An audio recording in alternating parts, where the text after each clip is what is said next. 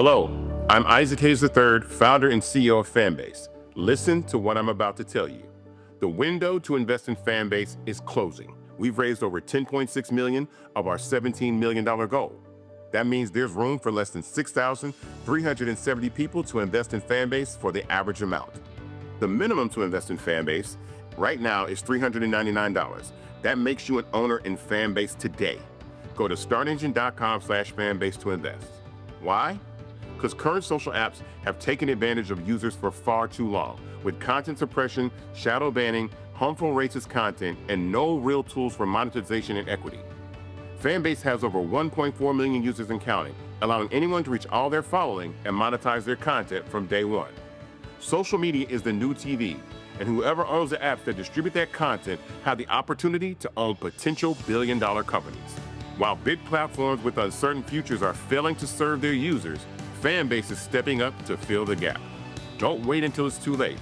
Invest now, invest for yourself and your future. Go to startengine.com/fanbase and own the next generation of social media.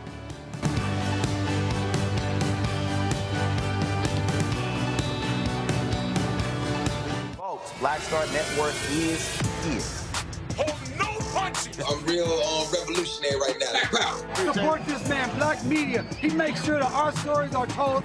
Thank you for being the voice of Black America, Roland. Stay black. I love y'all. All momentum we have now, we have to keep this going. The video looks phenomenal. See, there's a difference between Black Star Network and Black-owned media and something like CNN. You can't be Black-owned media and be scared. It's time to be smart. Bring your eyeballs home.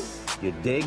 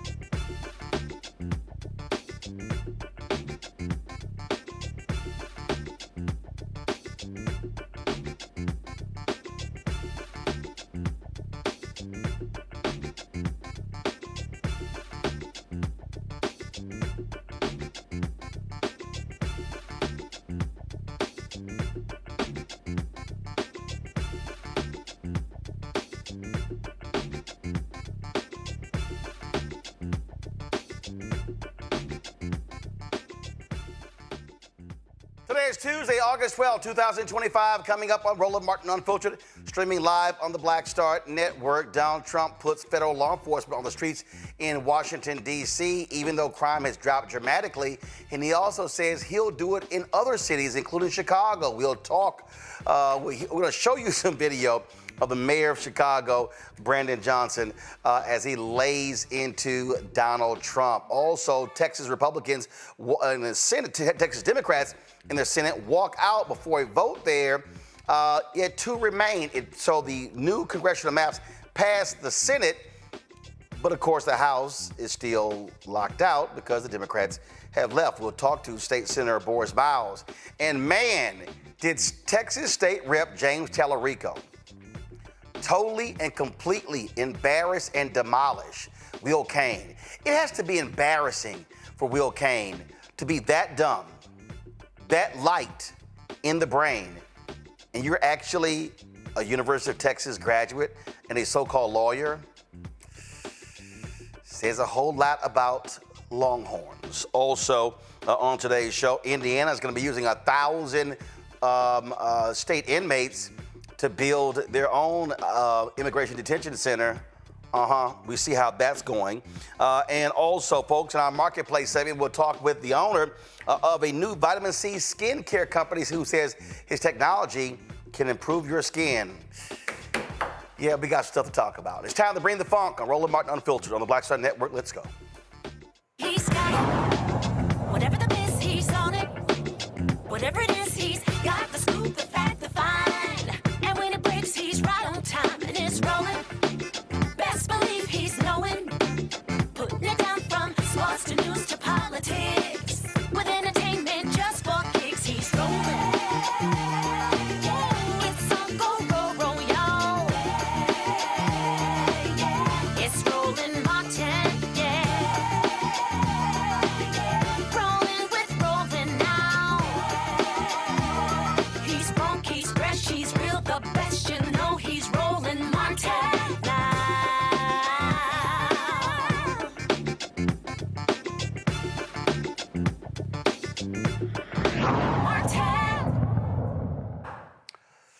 Folks, Washington, D.C. Mayor Muriel Bowser met today with Donald Trump's Attorney General Pam Bondi to talk about the federal law enforcement officers and the National Guard being put on the streets in Washington, D.C.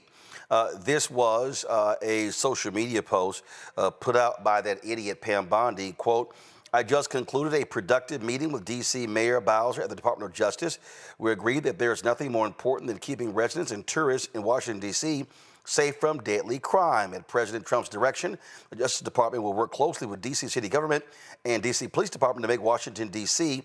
safe again. Now, we all know that's filled with lies because D.C.'s crime has been dropping dramatically. And so you got all these people who are running their mouths talking about, oh my God, how awful it is living in D.C. I've been here 15 years. I don't know what the hell they're talking about. So here's some stats. Violent crime, down 26%. Robbery, down 28%. Sex abuse, down 50%. Interesting. Again, when you look at those type of numbers, you got to ask yourself the question, what the hell are they talking about? But see, you also need to understand something. Donald Trump constantly, first time he was sitting in the Oval Office, complained about how awful D.C. was. It looked awful. It was trash. On and on and on. He was doing all those sort of things. That's what he was doing. That's what he was doing. And he was saying how bad things were. And then, of course, when he ran against Vice President Kamala Harris, saying the same thing, how awful things were, how bad things were. Things were just terrible. D.C. is falling apart. How awful it is. I mean, that was his whole thing over and over and over again. So it's no surprise we see what's going on right now. But, I mean, let's just be honest. If we want to talk about crime in D.C., if we want to talk about where the most criminals are located, then we really should look no further than 2 blocks from where I sit. Because that's really the crime. That's where yellow tape should actually be wrapped around the White House crime scene tape, because that's what you have in D.C.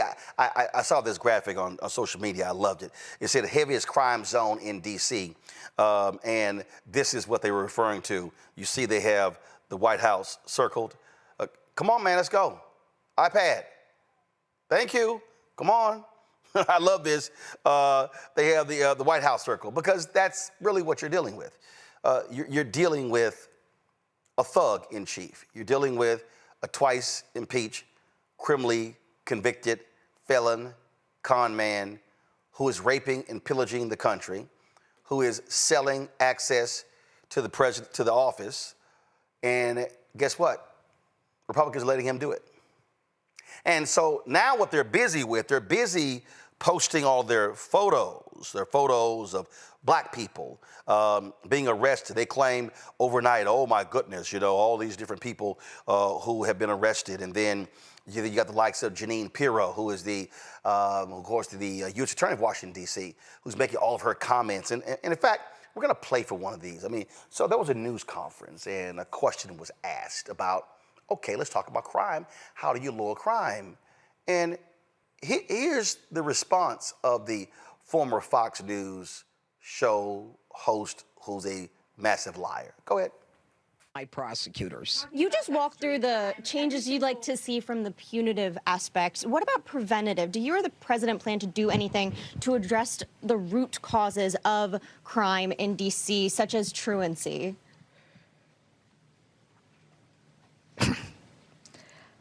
My job is to try to heal the victims and prosecute the criminal. Everybody else can deal with rehabilitating the individual. I honestly am not concerned about why they commit crimes. My concern is if they commit crimes.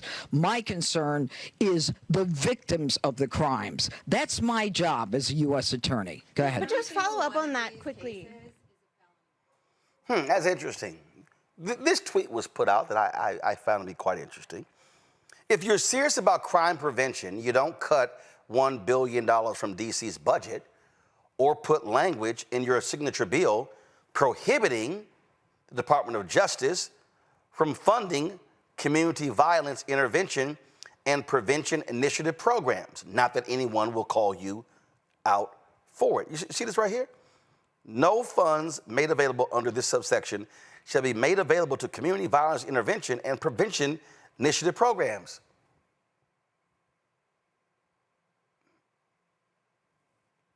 So you care about crime. So let me give y'all a peek into the empty mind of Donald Trump. Typically these conversations are off the record, but he lies so much. He lies so much that he's forfeited that. So in his first term, I was invited to 3 television anchor meetings with that idiot. I went to the first 2, did not make the third one. I had a speech, hadn't been invited to any others. So in one of these discussions, we are sitting there and they're talking about a number of issues they're talking about, okay? And in that meeting, somebody brings up Chicago. Now, what happened was he was going on and on and on and on and on. He was just going on and on and on, talking about other stuff that I didn't think was relevant. Then Chicago came up, and I was like, let's talk about Chicago. So he then begins to go on this tangent, talking about how bad things are in Chicago and how when then Mayor Rahm Emanuel came to meet with him, Emanuel was talking about education and economics. Trump goes, Rahm, this is what he says. That's not going to solve your crime problem. It's not. See, the fundamental problem for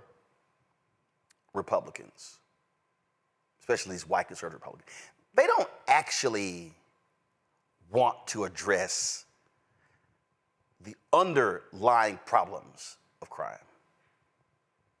They just want to incarcerate people. They just want to throw them in jail. They just want to lock them up. See, that's their strategy. Their strategy has always been lock them up, throw away the key. We ain't dealing with the real problem. No, they don't want to deal with that. They don't want to deal with that. And so he then goes on to talk about how, all these things you need to do and how you need to do it, and, and just, all this sort of stuff. And I'm like, the hell is he talking about? So then he says, when we were leaving, we were going to the airport, there was this one cop. You could tell he was tough. He was tough. And he was ordering people around, and he clearly was the man in charge. And I said to my people, and he said, the guy came up to me, he says, Mr. Trump, we can fix this problem in Chicago in a week. That's all it'll take. And Trump said, he was like, I told Rom, that needs to be your next police superintendent. And we passed his name on to the mayor. So yours truly goes, well, tell me exactly what is your plan to deal with crime in Chicago? Y'all, he gives me one word. He goes,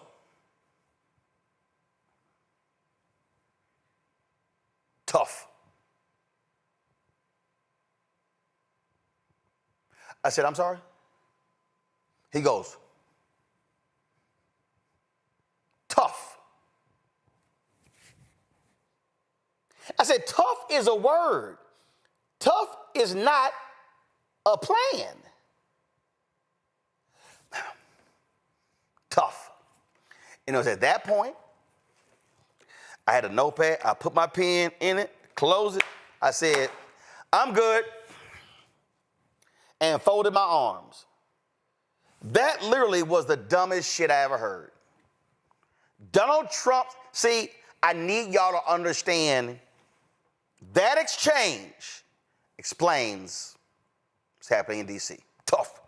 We're going to be tough on them. Yeah, we're going to be tough.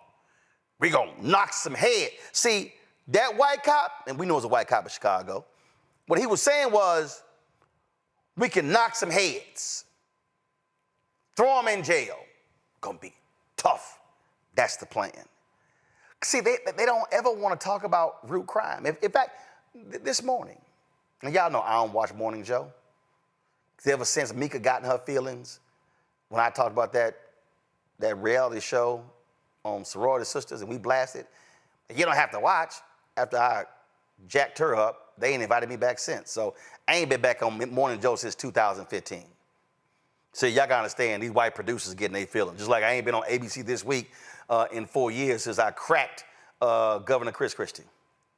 But this morning on MSNBC, there was a conversation.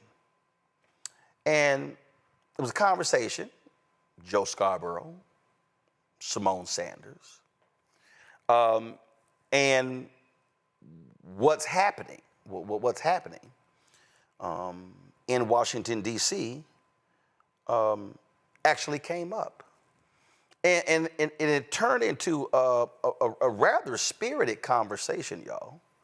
I'm trying to pull it up right now because I want to play about 2.5 minutes of it. It was very interesting. It was very interesting because I need you to understand, and I need y'all to be very sensitive when you hear certain things, and when you hear white people, Democrats or Republicans, when they talk about crime and oh my God, and how people are feeling so unsafe and just how hard things are. It's amazing when they start using language like that and you start going, well, exactly what are y'all talking about? Because see, they start describing like the entire city is on fire and as if there's just mayhem, and oh my God, it's going. I'm not denying there's crime, because hell, there's crime in rural America. These things are happening in rural America every single day. But you see, the response to crime by white folks is always more cops. Now, I just laid out to y'all that when we talk about crime, it's called preventative measures. Why is Baltimore's crime so low? We're going to have the mayor later this week. Baltimore's crime is down because the mayor enacted a series of policies that addressed the root cause of crime. He wasn't fixated on just sticking more cops on the street. He understood root cause. But I want y'all to listen. Listen to Joe Scarborough speak from his. First of all, let me be real clear. Joe Scarborough speaking from his white perch. I want y'all to look at the background. Joe Scarborough, first of all, his show is based out of D.C. But for the most part, him and Mika, who are married, do the show from their house in Florida. So what your ass know about Washington, D.C. every single day? Listen to this exchange. You don't think more police make streets safer? No, Joe, I'm a black woman in America. I do not always think that more police make streets safer. When you walk down the streets of Georgetown, you don't see a police officer on every corner, but you don't feel unsafe. So what is it about talking about places like Southeast D.C., right, Ward 8, if you will, that people say, well, we need more officers to make us safe? I think we have to rethink what safety means in America. Well, you know, there have been black city council members in New York City when people were talking about defunding the police, saying the people we represent are the people who need police officers the most, need police officers the most, as safety officers in schools need police officers the most, so our children can walk from their homes to school without being stopped, 5-10 times by drug dealers or people that are going to assault them. I don't think this is an issue of black versus white. When you're talking about safety, there are a lot of black Americans who don't feel safe in their homes, in their neighborhoods, and when they hear people talking about defunding the police, it freaks them out. I'm not saying that's what you're saying. Defund the police is not good. I never supported defund. I think you're making a good point, Joe. I want to be able to call the police in my neighborhood. When they come, I don't want them to think that I'm a suspect. But what we're talking about is that the President of the United States is saying that there is a crime emergency in Washington, D.C. An emergency could be anything that he says it is. So from his definition, maybe there is. The data would say otherwise. But the issue that people keep citing is about the young people, the carjackings, right? The kids running into a CVS and taking things out the CVS. That is juvenile crime. And so how are the police officers or the National Guard going to address the issue of juvenile crime? And until we start talking about the policy, let's talk about the crime bill that D.C. passed last year that could be strengthened, right? Let's talk about that. But Donald Trump is using rhetoric and playing on the real fears that some people have because of what they've seen on the news or maybe what they themselves have experienced. And it's not what they've seen on the news. It's not what they've seen. That was a long conversation. But I just want you to understand how mighty uneducated Joe Scarborough is, and I want y'all to recognize how he tried to slide in defund the police. So if you go to Google and you type in defund the police, AI is going to give you an overview. And see, Joe Scarborough committed the biggest problem that we always see. This is what it says. The movement to defund the police is a call to reallocate or redirect funding from police departments to other community-based services and initiatives. And what does it say right here? Reinvesting in community-based strategies. This means shifting resources towards violence prevention and interruption, housing, health care, income support, employment, education, and other programs that address the root causes of crime and promote community well-being, limiting the scope of policing. This involves rethinking the role of police in society and relying less on them to address social issues such as homelessness, mental health crises, and substance abuse. Arguments in favor of defunding the police. Addressing systemic issues, proponents argue that police departments are often tasked with addressing social issues they are not trained or equipped to handle, and that focusing on community-based solutions can more effectively address the root causes of crime.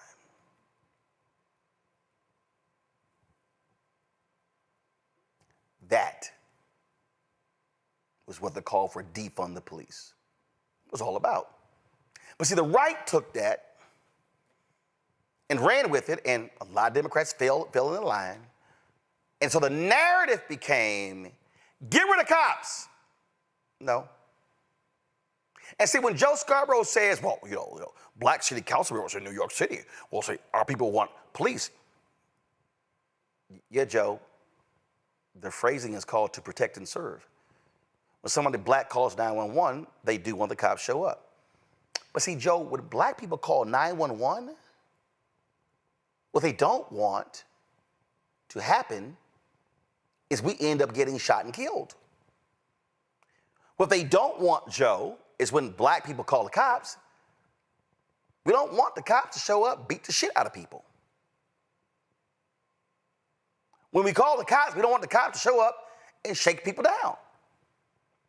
See, this is how, I just want y'all to understand how white national media loves to spin this. So I'm going to issue a challenge. If any of y'all watch ABC, NBC, CBS, MSNBC, CNN, Fox News, I dare you to time, if it even comes up, how much time is spent on the root cause of crime in Washington, D.C., New York City, and other cities. Let's see if it even comes up. I put $1,000, ain't gonna come up. I guarantee you that these shows will call Mayor Brandon Scott, but they won't ask him in detail, how did you lower crime in Baltimore? They ain't gonna ask that question. They ain't gonna do that. They're not gonna do it. They're not gonna ask him, well, Mayor, how is it that you have gotten, and this was the statement that he released. Mayor Scott said when it comes to public safety in Baltimore, he should turn off the right-wing propaganda. Look at the facts. Baltimore is the safest it's been in over 50 years. Homicides are down 28% this year alone, reaching the lowest level of any year on record. We still have real work to do to build on this progress, but that work starts and ends here in Baltimore with the local, state, and federal partners who have gotten us this far. And he goes on to explain all this sort of stuff. See, y'all, Joe Scarborough don't want to have that question. Don't want to have that conversation. Because see, first of all, let's remember, Joe Scarborough's a Republican. So he ain't no Democrat, he ain't no progressive. He a white conservative, okay? So, but as white progressives, just like Joe Scarborough, think the same way. See, if you listen, Joe Scarborough, all of my friends, people hit me quietly, and they say they can't go here and go there. Do y'all actually think the white folk who hit Joe Scarborough live in high crime areas of D.C.? He was sitting talking about, people I know, they can't even go to. Matter of fact, I'm just gonna play it for you. Let me just play the silly bullshit. And of course, a Charlie Kirk retweeted this. Watch this. You can walk 40, 50, 60 blocks in Manhattan at 2 in the morning and feel safe. And yet in Washington, D.C., I've got friends that worked in the Biden White House. I have friends that work in the media that say they don't feel safe walking 3 blocks in Washington, D.C. Why can't Washington be fixed, despite what the crime numbers say? Because people aren't feeling it. You know, often it's the perception of being safe or unsafe that affects cities. And I think that's what's happened in Washington, D.C. Washington, D.C. has 3,400 police officers. They're undermanned. The National Guard will provide a presence. And sometimes that's all you need to clear a block or clear a person's mind that it's okay to walk that block. Police presence, or the symbols of police presence. So we'll see how it goes.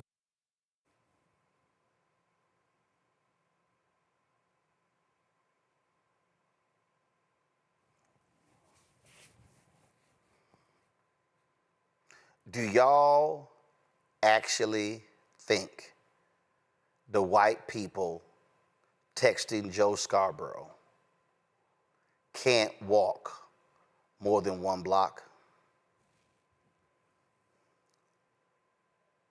Do y'all know how many blocks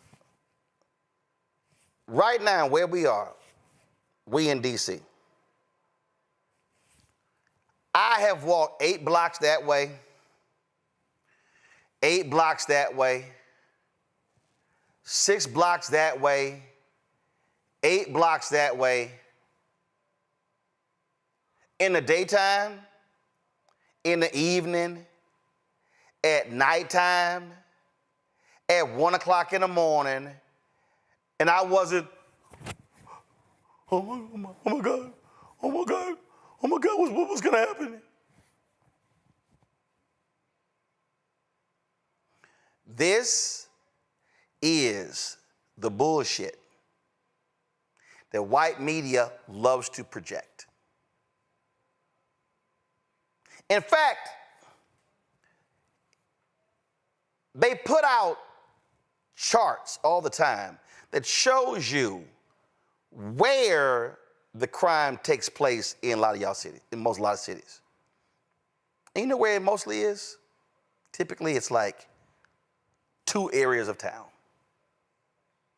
So what Joe Scarborough is doing is feeding right into the narrative that, oh my God, DC's on fire, you can't visit, it's terrible.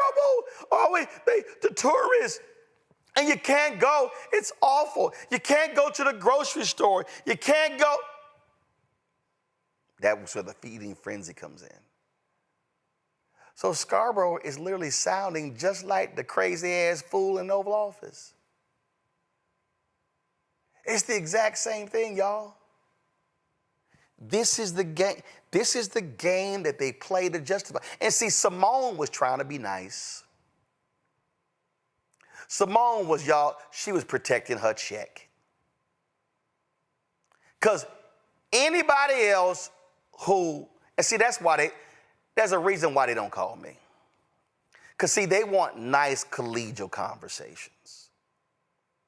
I'm not going to have the conversations. Because if I was there, I would have said, Joe, please tell me, where do your friends live? No, Joe, don't give me general. Give me zip codes.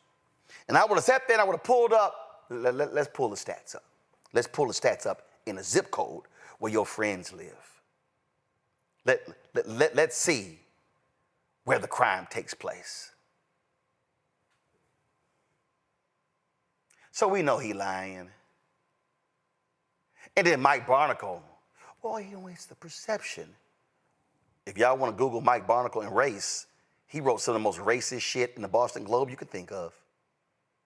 So I need y'all to understand that they have established this narrative. I need y'all to understand it's big cities, it's Democrat-run cities, it's inner cities, black. We're going to combat crime, but we're going to pull resources that can alleviate crime. So their answer is to pour resources into law enforcement, withdraw resources that prevents crime, that deals with the root cause, and then say, well, we fixed it. We cleaned the streets up because we locked up a bunch of people. That literally is their thinking. Somebody had to challenge Chicago Mayor Brendan Jackson on this, and he tried to be nice about it. Then finally, he had to go ahead and let him know exactly how he felt. Illinois National Guard refused to follow a presidential order. We're going to go to the next question. Have you asked, or your administration asked them to inform you in case that they're activated by the president? Well, let me just be very clear. I have not spoken to the governor within the last 24 hours. I do believe that Donald Trump is intimidating. Okay, no interruption. So let me just answer that. I do appreciate. Audios, please get it right. I need to hear Brandon Johnson.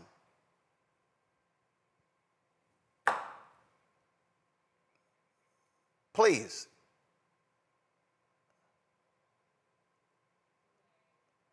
All right. Do y'all have it? Play it. You're the one. Thank you. Let's move on, please. All right. Thank you, Lynn. Who is not keeping the people of Chicago safe. All right, we're going to go to the next question. Thanks. What do you say to Donald Trump? How did you feel when Donald Trump called you incompetent? What did you feel? All right, he just addressed this. Thanks. Please answer that question, if you would. Okay, fine. Since you are begging, I do believe that Donald Trump is intimidated. I think. Okay, no interruption. So let me just answer that. I do appreciate you begging. So I will just say it like this, that the president has always been intimidated by the intellectual prowess of black men. And so, of course, he would speak in those petite and puerile terms because he's small. Thanks. Right. Here's Justin. That's how you answer. He's small. I'm going to go to a break. We'll be right back. Roland Martin Unfiltered on the Black Star Network. This week on The Other Side of Change, diaspora wars. The internet has been swarmed. Who has a right to blackness and black culture? Who is overrepresented, underrepresented? It's too much. It's making us dizzy. We don't have to be prideful without this air of superiority, right? All stories matter within this black sphere that we exist in. Only on The Other Side of Change on the Black Star Network.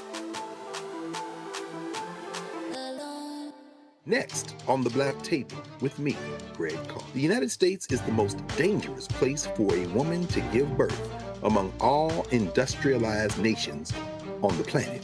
Think about that for a second. That's not all. Black women are 3 times more likely to die in this country during childbirth than white women. These healthcare systems are inherently racist.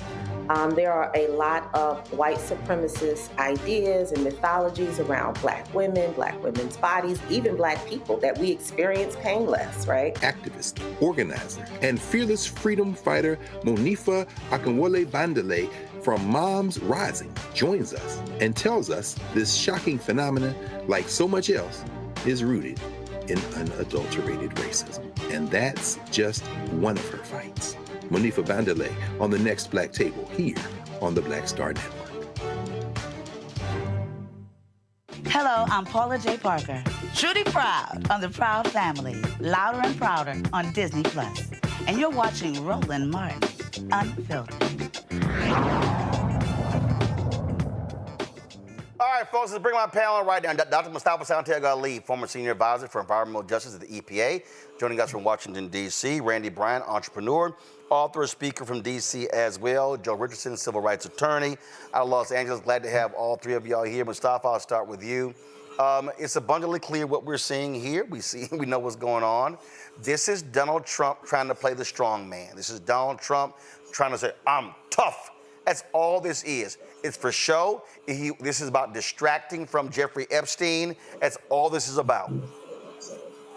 Yeah, and I wrote about it actually yesterday. You can check it out on Word in Black. But it is also about the erasure of self-determination. You know, it is about taxation without representation, which has always been an issue that folks in the district have had to deal with. You know, it's interesting when you have these individuals who have spent no time in D.C., real D.C., right? Not just on Capitol Hill, but actually spending time walking in communities and talking to communities about their sets of experiences and the beauty that exists inside of Washington, D.C. Now, I know what I'm talking about because I actually wrote a bill before for Bobby Rush, me and John Marshall, on how do you actually lower crime? How do you lower gun violence? And you hit it on the head, Roland, because it is about education, it's about housing, it is about transit, it is about healthcare, and it is about jobs. So when you cut those programs, you are making sure that you are creating a chaotic situation. You are trying to fuel the narrative, that false narrative that he continues to push forward on. So everybody should really be very clear about what this game is. If you want to, you can come to my neighborhood. You can watch. I live east of the river. There are white folks and black folks pushing their children around and, across the community. You see people actually out walking and jogging, at 10, 11, 12 o'clock at night who have no problems whatsoever. So, yes, there are those pockets of challenges that exist inside of D.C. But if you were serious, let me say it again, if you were serious about addressing those challenges, you would sit down with the mayor and ask the mayor, what are the things that have been working? Because you have been able to lower the incidence of violence, and what have been the challenges? And then work with your folks on Capitol Hill to make sure that the resources that are necessary to address what the gaps are. But when you're not serious, then you just demonize the city, you demonize the leadership that is there, so that as once again, you can continue to erase the self-determination that folks have been working so diligently to have in place. Well, they're not serious, Randy. Well, they're not serious because they are looking to see how many Black people they can put away. You spoke earlier about why are they not looking at, and it's because they see Black people as criminals. When white people commit crime, they see them as a white person who committed a crime. But they see Black people as just criminals when they do demonize us.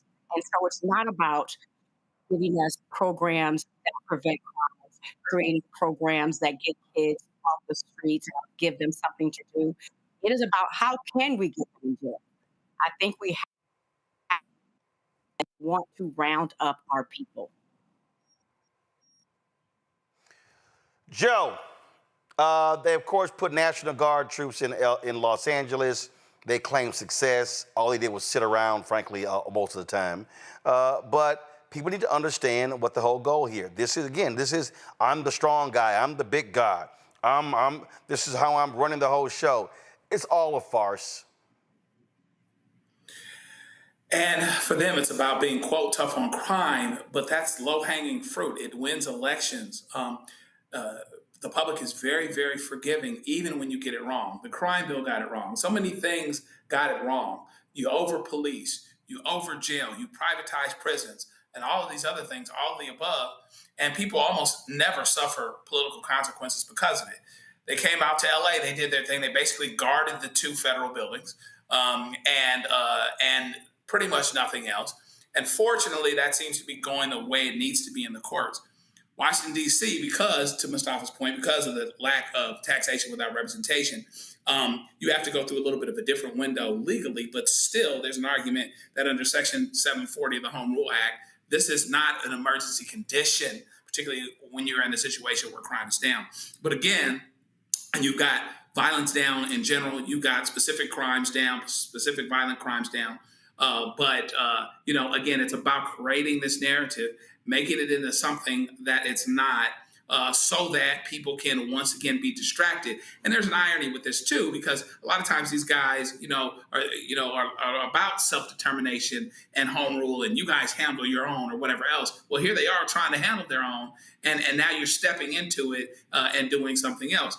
Baltimore is a great bellwether for what can happen when you actually put seeds in the ground.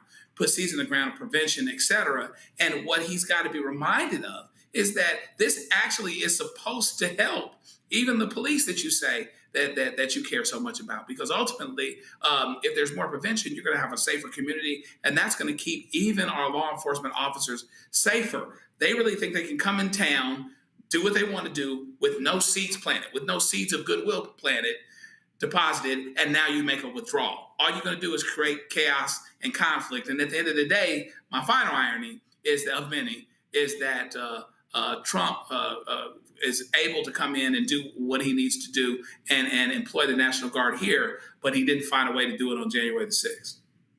Oh, yeah, that was just so hard. I didn't have the authority, but all of a sudden he has the authority. All right, y'all, here's what we're going to do. I'm going to take a break. We come back. Y'all, now, y'all already know I think Will Cain is one of the dumbest people on TV. But man, did he prove it today. We're going to talk about what's happening in Texas when it comes to redistricting. But at the top of the hour, we're going to talk with Texas State Senator Boris Miles, one of the 2 African Americans in the state Senate. But man, when I show y'all this dumb interview on Fox News and how he just got owned, if I was at Fox, I would say, we actually paying this boy? Because obviously he don't do no reading. Wait till I show y'all. Folks, support the work that we do. Join the Bring the Funk fan club. Your dollars are critically important for the work that we do. You want to support our work, please, we want to give you a Cash App. Go use the Stripe QR code. You see it right here. Click the Cash App button to contribute. Check some money order. Make it payable to Roland Martin Unfiltered. P.O. Box 57196, Washington, D.C. 20037-0196. PayPal's R Martin Unfiltered. Venmo RM Unfiltered. Zelle Roland at RolandSMartin.com. Roland at RolandMartinUnfiltered.com. We'll be right back. Next, A Balanced Life with me, Dr. Jackie. We're talking about leveling up, or to put it another way, living your very best life. How to take a bold step forward that'll rock your world. Leveling up is different for everybody. You know, I think we fall into this trap, which often gets us stuck because we're looking at someone else's level up journey, what leveling up means to them. For some, it might be a business venture. For some, it might be a relationship situation, but it's different for everybody. It's all a part of A Balanced Life. That's next on Black Star Network. On the next Get Wealthy with me, Deborah Owens, America's Wealth Coach, Black Americans have 1/10 the wealth of their white counterparts. But how did we get here? It's a huge gap. Well, that's why we need to know the history and what we need to do to turn our income into wealth. Financial author and journalist Rodney Brooks joins us to tell us exactly what we need to do to achieve financial success. You can't talk about why we are, as Black people, where we are, unless you talk about how we got here. Bridging the Gap and Getting Wealthy, only on Black Star Network.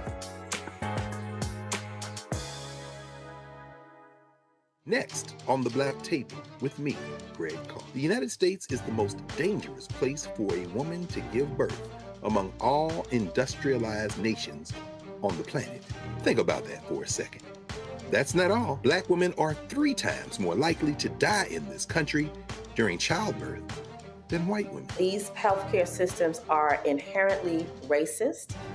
There are a lot of white supremacist ideas and mythologies around Black women's bodies, even Black people, that we experience pain less, right? Activist, organizer, and fearless freedom fighter Monifa Akinwole Bandele from Moms Rising joins us and tells us this shocking phenomenon, like so much else, is rooted in unadulterated racism. And that's just one of her fights. Monifa Bandele on the next Black Table here on the Black Star Network.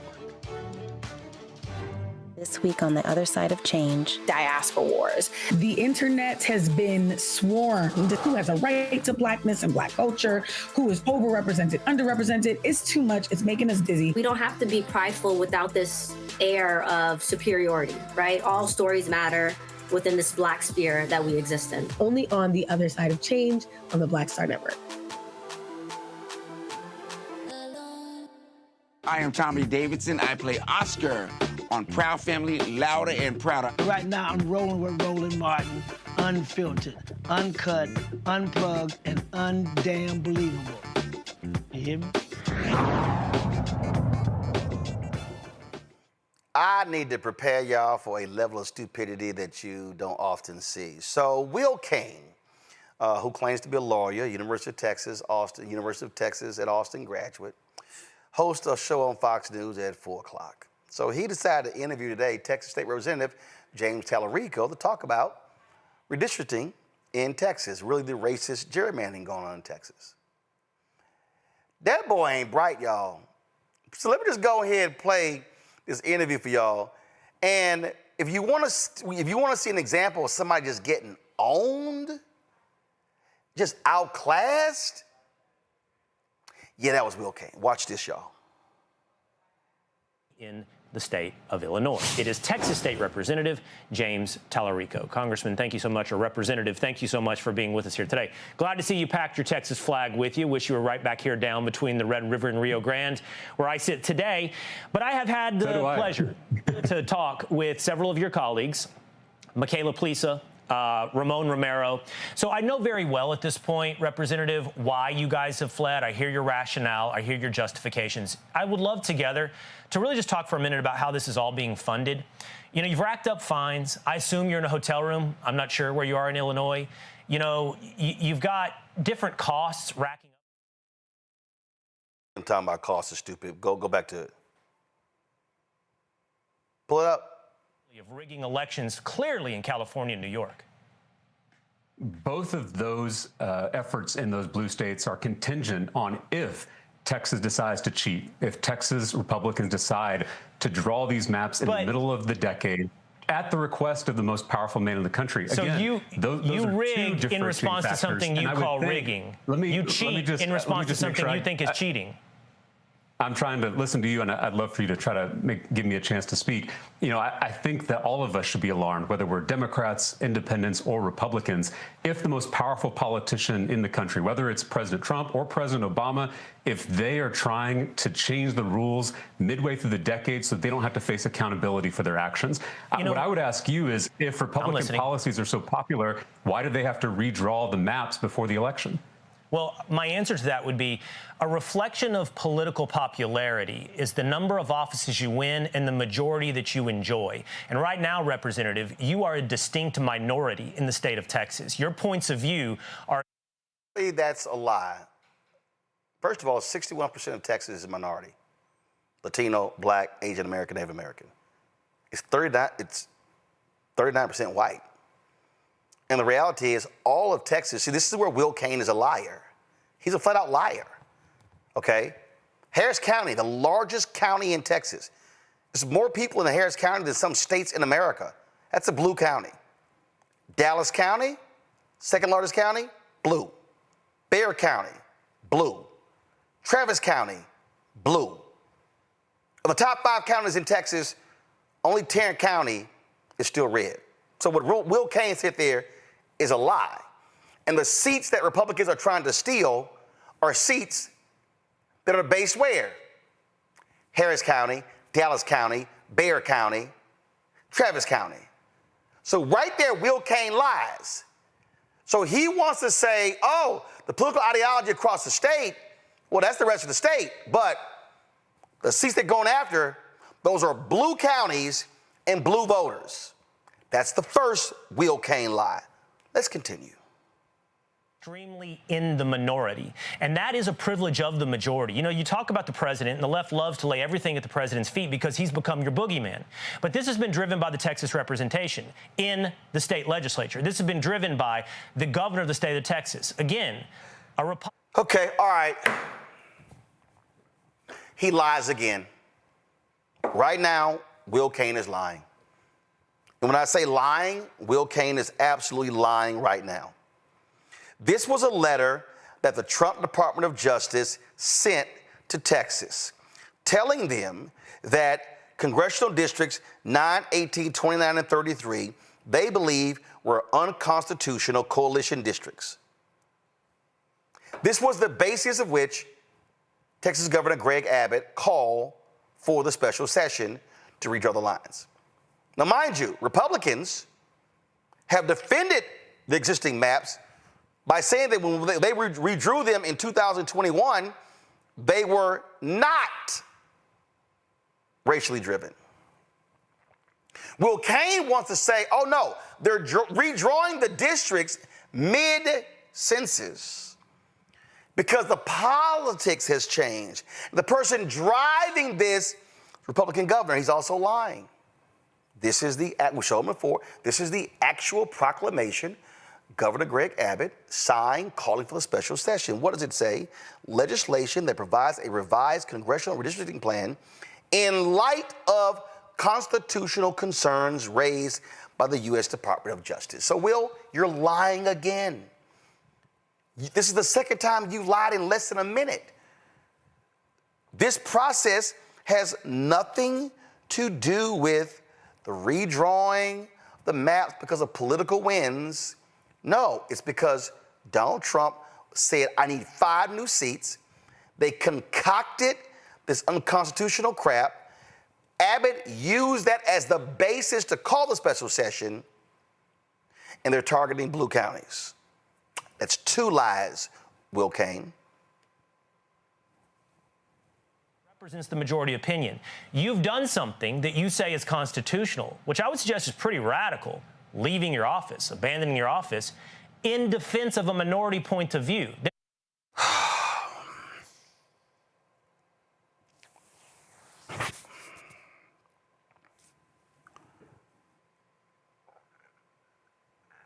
Will Cain is supposedly a lawyer.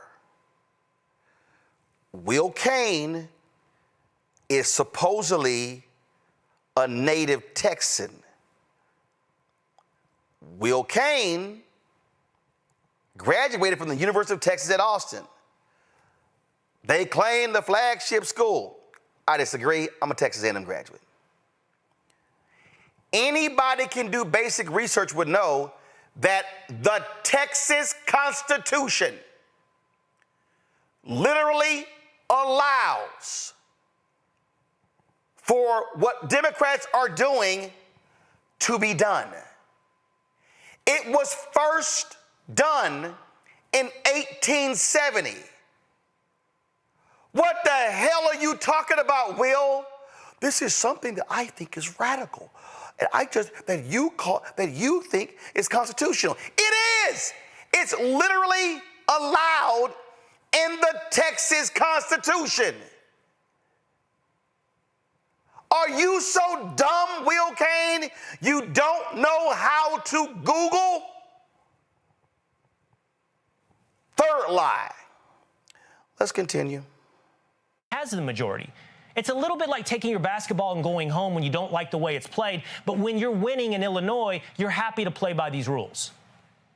Again, I've condemned all gerrymandering across the country. And in fact, when Democrats had a majority in Congress, they voted to ban gerrymandering in every state, red states and blue states. Do you know how many Republican members of Congress joined them in that effort? Which one? I'm sorry, which state did you just refer to? Will, you only have one guest. Are you not listening? Are you literally not listening to what he said? I'm sorry, which state? He's talking about in Congress, Will. And if you did your research on the topic, your silly ass would know. Geez, if you're gonna be a national show host, you need more than a good head of hair in order to do the job, Will.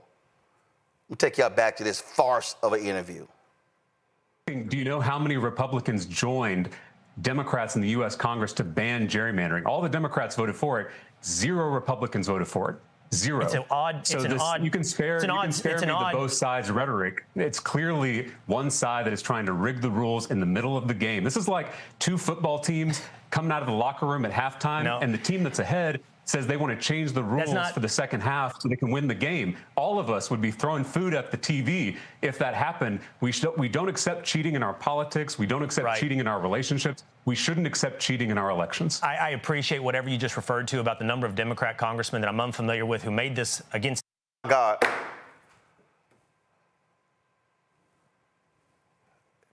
It literally has been talked about ad nauseum for 2 weeks. What the hell have you been doing? Focusing on a joke of your Dallas Cowboys, Will Cain? Jeez, this is so stupid, y'all. Well, I appreciate you bringing. I wasn't aware of those things. I wasn't aware that the Democrats had done those things. I don't necessarily think that's germane. Y'all, he literally said every Democrat voted to end gerrymandering across the country. not a single Republican voted for it. Do you see Will Cain calling out the Republicans for not voting for it? No, you don't. What you see is somebody who's sitting here who's a TV version of Ken the Barbie doll. I don't know. I wasn't aware of those things. Let me go back to this stupid ass interview. Republican congressman to oppose politics. We don't accept cheating in our relationships. We shouldn't accept cheating in our elections. I appreciate whatever you just referred to about the number of Democrat congressmen that I'm unfamiliar with who made this against Republican congressmen who opposed it. It just kind of flies in the face of reality when I look at the state of Massachusetts, where Donald Trump gets 35% of the votes, and there are 0 Republican representatives from the state and who of signed that map in Massachusetts? And so what I'm curious about is words say one thing and actions do something else in a place like Massachusetts. So you can't refer to random words and actions to me when I see the evidence in these states. Look, well, you just in my view, Representative, you gave the ball game analogy. In my view, what has happened here is you've done something in certain states and you don't like it when it's done in Republican states. And now you're saying you've done the same thing as us. You've done the same thing as us, and we are going to, by the way, if you do it, we're going to ratchet it up even more, in the words of Gavin Newsom. My party has never gerrymandered in the middle of the decade at the request of the President of the United States, nor would we. The only way this is going to happen in blue states is if Texas executes this power grab. You mentioned Massachusetts. Right. Do you know the party of the governor that signed that map into law? He was a Republican. It was a Republican governor that signed that map into law. So I just want to be clear with our facts. Oh my God! Did y'all see that dumbass?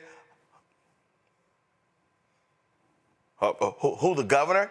Y'all, Will, go do some homework, dude. This is why I used to kick your ass all the time on CNN. See, you're one of those white guys, conservative, y'all just come out there and y'all just wing it. Don't do, Glenn Beck, same way. I used to kick his ass.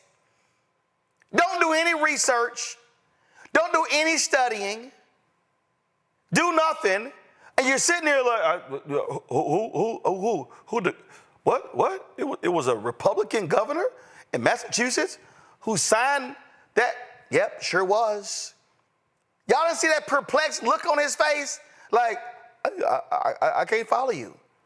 What the hell? Talk about being a total idiot and just no idea. I need to see that look again. Please go back.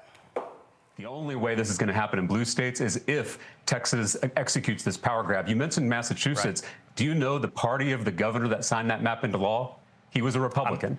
It was a Republican governor that signed that map into law. So I just want to be clear with our facts, and I don't want to muddy the waters. All of us, whether we're Democrats, independents, or Republicans, we should stand up to politicians who don't want to face accountability at the ballot box. That's exactly what's happening here. And I asked you, if Republican policies are popular, why do they need to redraw these maps? Why can't they just run on their policies? I'm getting wrapped on time. I'm enjoying this conversation. I want to let it go on, and I apologize. That's such is the nature of cable television. But I don't want to leave this conversation without that loose end tied up. The funding. Are you currently getting money from the Texas Majority PAC? Right there. See, he owned your dumb ass on so many points. You lied about 3 things, Will, and now you want to try to go back to the funding. This is the stupidity we see, Randy. And this is why Fox News viewers are dumb, because they've got dumb hosts who don't tell them the truth, who lie to them, and then they go, boy, that Will, he was on top of it, when he wasn't. Right. They depend on their audience being not knowledgeable. And I love the fact that there were facts being dropped. And Dean could not handle those facts. And so he kept trying to change the subject. No, don't pay attention to facts. Look this way. Let's talk about something else. Let's talk about the funding. And hit after hit, he was being dropped facts. And they can't handle that, because the fact of the matter is that they are cheating in order to trying to change the maps specifically so that they can win. The order of the president. And that was undeniable. That was just awful to watch, Joe. And again, you saw how utterly clueless Will was when he didn't even know basic facts. That here he is complaining about Democratic gerrymandering, and Tallarico says, "Hey, we all voted to get rid of gerrymandering. Your party didn't." And he's like, "What? I'm not familiar with that." You know, Tallarico's a real one. I like him a lot. I don't know how much you've seen him talk about the hypocrisy of Christians coming from the standpoint of a lot. You know, he's fantastic at that, and he's super smart, and he's thoughtful, and he's researched. So he was gonna eat Will Cain up, like, you know, big time. And so you saw that Will Cain went and took the exit ramp on his own show. So he got dogged in his own situation. So, you know, it's an interesting thing. You know, what they learned to do is, you know, just kind of fake it till you make it, fake the funk, you know, talk a bunch of stuff, and hang in there. And even they don't do it as well as the president does. The president is wrong about a lot of stuff, doesn't believe in facts either, or whatever else. But he gets further with it, whether he should or not. But Will Cain and them, they think that they're Donald Trump or something, and so they, even in their own show, even in their own domain, they say what it is that they say. But it's fine unless and until they come up with somebody with actual facts. And so therefore, that's why you have what you have, and it's actually pretty enjoyable to watch. It was a joke, but again, Mustafa, that audience is lied to it constantly, and that's why they walk around like dunces, and that's why they believe anything that idiot Trump says. Yeah, they continually are fed disinformation and misinformation. And unfortunately, you know, that becomes a part of, you know, how they see the world, how they interact with the world, how they vote, instead of taking a very informed decision, doing their own research and making sure that they're making the best decisions that are possible, you know, for our country, actually. You know, we got to get to a point where we're talking about fair maps, right? There's the fair maps movement that's out there. That's where the conversation should be, because it's about transparency. It's about accountability. It's about making sure that communities are represented, and that their voices matter. And it's about no gerrymandering, because if we don't do that, we're going to continue to see these fractures across our country. We got to find people getting together and actually creating maps that are true, that are authentic, and that represent the will of the people. But right now, big money in the situation. You have these false media folks who are out there who's stopping us from actually being able to have a true democracy in our country. Well, bottom line is, this is what they do, and it's going to continue. Folks, we're going to stay on this topic. Today, the Texas Senate passed the maps. 9 of the 11 Senate Democrats walked out, and this is the video of them walking out, single file line, as they voted. As I said, 2 hung back. One of those folks who walked out is Texas State Senator Boris Miles. He's one of 2 African Americans in the state Senate there in Texas. And he joins us right now. But before I do, I want to play this here because this was in one of the hearings, and he really cut to the chase about what's going on in Texas. And he said this directly to these white conservatives in their face. Listen. And let me say this. Packing black folks into one district and reducing their ability to have representation from 2 to 1, and then hiding behind the premises, we are keeping Barbara Jordan's seat intact. And if you're doing us a favor, this is disrespectful, it's very much disingenuous, and point blank low down. Think that minority communities can take, if you think that minority communities must take, and what we can get is discriminatory, you do not have to call someone a racist slur to be a racist, Mr. Chairman and members.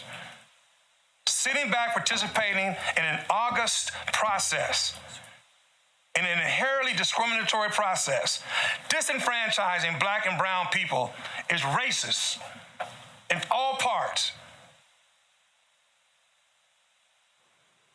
For those of us watching this from out of state, just know, as Texas goes, the country's gonna go.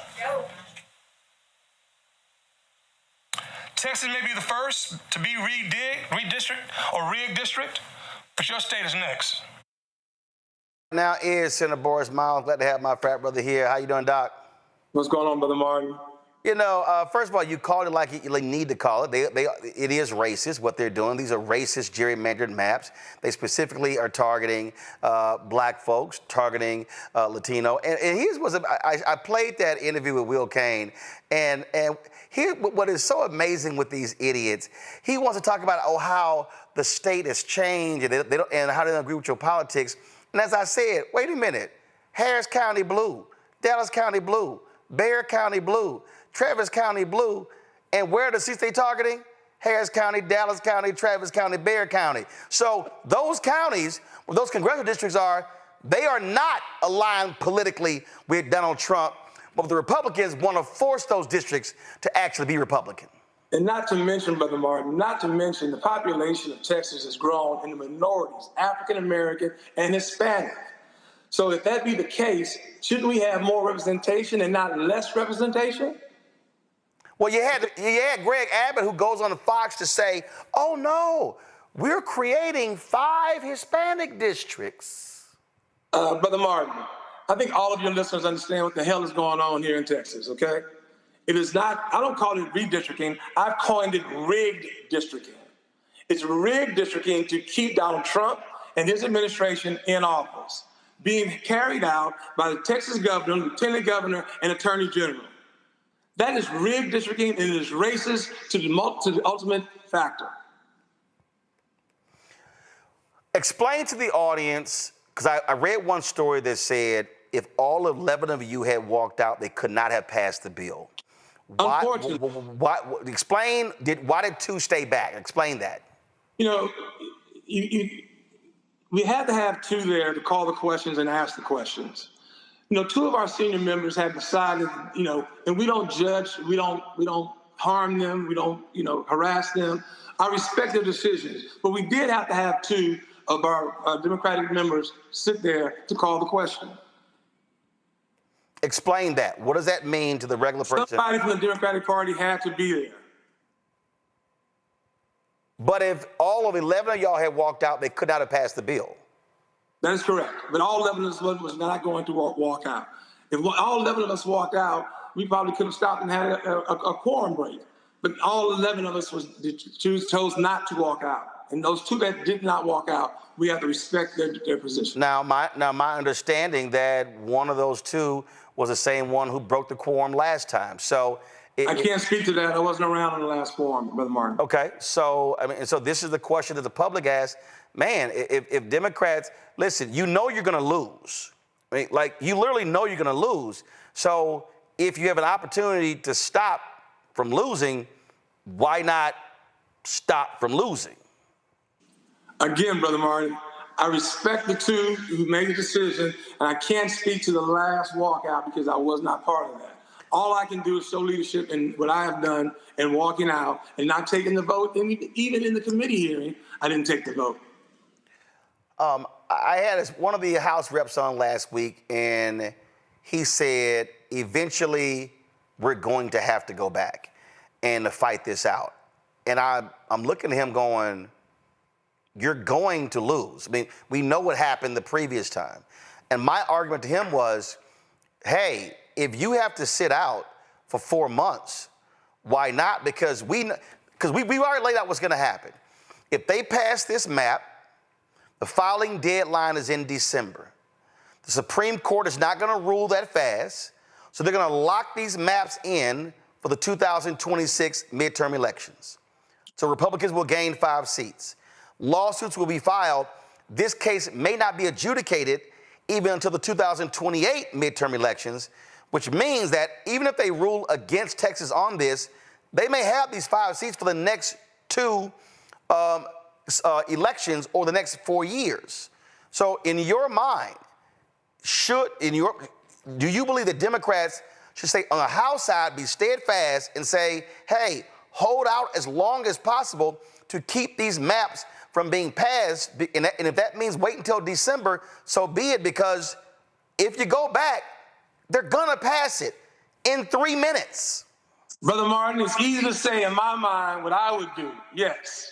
Okay? But you got to understand, these are individuals who have been, who are being threatened by the loss of their pensions, $500 a day fines. They have away from their families. It's very tough to say. Now, if you're asking me, would I stay out for 40 days? If all possible, I would. Because I do understand the ramifications of what's going to happen when these bills are passed. I do understand how this is going to affect not just Texas, but all the states across this country. I do understand the long-lasting effect that this is going to have. But it's just not that easy, Brother Martin. Trust me. No, I understand. It's not easy. And I want you to know, I want to say this. I fully support all the time my colleagues in the State House have spent out in whatever decision they make. But if it were me, I would love to have been able to stay out for the 40 days. Yes, of course. Yeah, I mean, it absolutely is not easy. Of course, it's not easy at all. It is a tremendous sacrifice. But the end result. The end results are going to be disastrous for not just for Texas, but for the entire country. And they're going to be long lasting, as we all understand. Absolutely. This is the map that was passed by the Texas Senate. I don't know if you could see it. But explain to folk. Okay, you can't see it on your end, but I can't see it. I got it. Okay, not a problem. But I can tell you this, which I haven't heard you say. Right. This was a direct demand from the DOJ to focus on 5 minority districts. 5 minority districts, 3 of which in Harris County, 2 in Dallas. 3 of which are actually in or partially in Senate District 13. This is a direct, rogue, hostile attack on African Americans. You should also know this, Brother Martin, and you know this. For the last 25 years, Texas has attempted to suppress black votes in Texas, and they've lost at every turn in the legal battles. This is just another way of trying to suppress African American and some brown votes in Texas. Okay, this is a natural progression that always historically has gone through with Texas as it relates to African American voting. Now, what I always say, and what my response is, and what my response this morning was, they don't understand. They are doing nothing but kicking the bear, because these antics, these embarrassing, all these tactics will do nothing but hopefully wake up our people, because it's time to rise. It's time to get in reality, okay? And it's time to stand up and understand what's going on. When we talk about what's happening here, and I did an interview earlier today, and I was asked, how do we respond? And I said very simply, Texas has more African-American eligible voters than any state in the country. That's right. When Beto O'Rourke ran against Greg Abbott, 75% of people 30 and under did not vote. That's correct, and yeah. the way to, and I said, the only way to defeat these heathens is you have to outvote them. The numbers are there, which means the state has to be organized and mobilized. Is that happening? Is the Texas Democratic Party, are black organizations, grassroots groups, are you seeing folk do that? Because it's one thing for people to say, hey, state Senate, black caucus in the House, man, y'all keep the good fight. But you gotta have folk vote. They can be beaten at the ballot box. And the answer to your question is yes. Unfortunately, I am starting to see organizations, the churches, the Divine Nine, all black organizations calling on us, asking what it is that we can do to help. Now, may it be a little bit too late? That's to be determined. But I can guarantee you we will start preparing for the future, okay? And as I've told in in front of every camera that I've gotten into, do not let them win by rocking us to sleep. This should be the wake-up call for black Texans and for black America. This should be the wake-up call as they try to run the hands of time backwards on us. This should be the call as they try to suppress and pack all of us into 1 or 2 districts. This should be the call, Brother Martin, that we wake up and we rise up and we start to understand, from our elderly to our young folks, and get everybody registered. Not one of us has to go to the polls. We have to go in gangs, in families, in church bands. And don't misunderstand it. This is the time, this is our Edis Petman Bridge moment, as I coined that from Congressman Al Green. This is the moment we have to stand up. If not now, then when? If not who, then if not us, then who? Questions for my panel. Joe, you first. Senator, thanks for everything that you're doing. And just kind of building on what has been said here is that this should absolutely be the wake-up call, the Pettis Bridge moment, etc. But I wonder, do you feel in here like it is that moment?